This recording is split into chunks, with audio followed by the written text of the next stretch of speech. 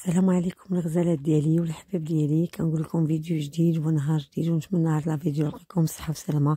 توحشتكم بزاف، شكرا على دعواتكم، شكرا على اي وحده صيفطت ليا وكتسول فيا. فالصراحه كنت فرحانه انني نقدم لكم وصفات اللي دوزت في الراديو وكذلك على الانستغرام وبزاف الحوايج. فصراحه قدر الله وفعل ما شاء، فانني طحت على ظهري وكنت في وقعه صحيه وباقا لحد الان، ولكن هذا الفيديو كان قديم فسجلت لكم باش نزلوا لكم. وقوموا حبيبتي، اللهم صل وسلم على سيدنا محمد وعلى اله وصحبه اجمعين.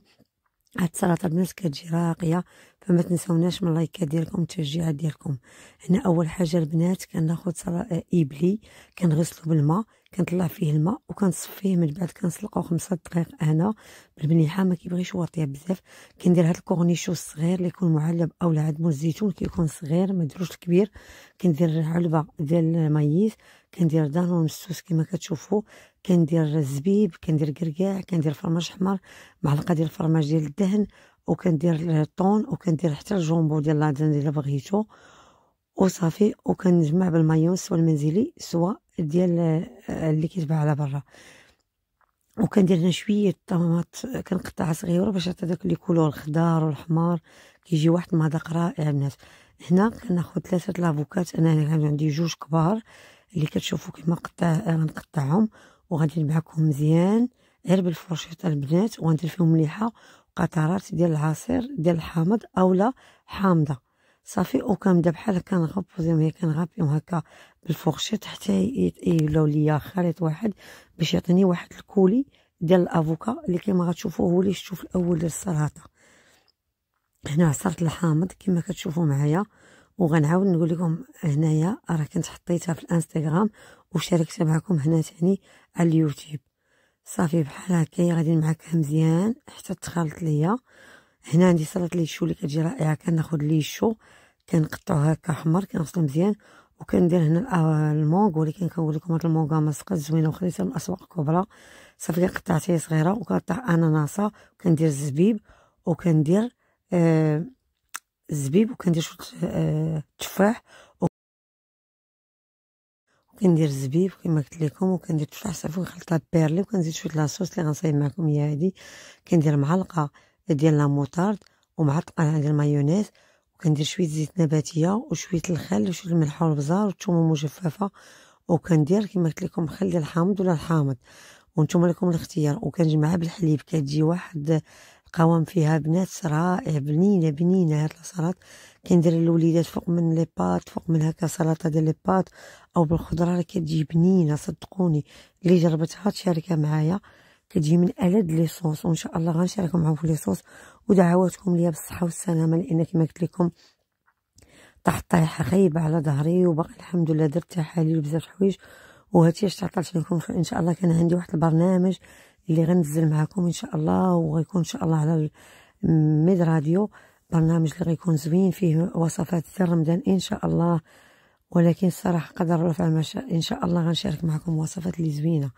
هنا كما كتشوفوا معايا صافي بعد ما خلطت بالحليب، بعد ما درت الموطارد وهذا غنكتبها لكم في صندوق الوصف.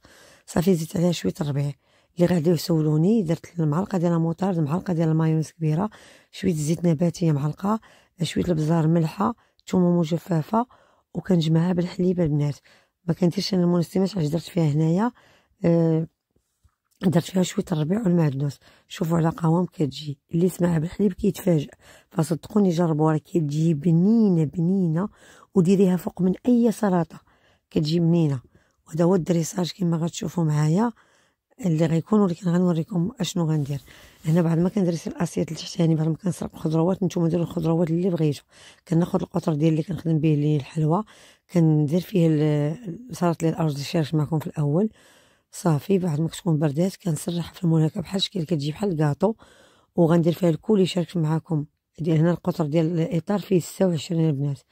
صافي وهنا كتشوفوا ديال الخضره انا اللي شاركت معكم في الاول هي هذه اللي درت. هنا غندير الكولي ديال الابلي كما كتشوفوا، كيجي واحد المنظر البنات راه اللي كتعرفوا العين كتاكل قبل من الكرش.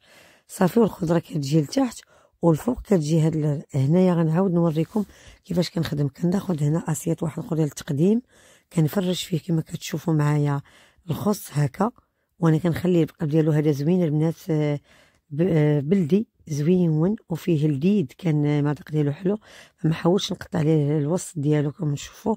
كنقرب الكاميرا باش تشوفوا انه بيض زوين صافي. كنفرش كما شفتوا هكايا، ومباشره كنحط شي بول اولا شي كاس ولا هذا اللي غيهز ليا هنا. صافي ديك لاصوص كنبقى نهز منها وكنسقي، يعني كنعاون ندخلها في البطاطا، دخلتها في الباربه.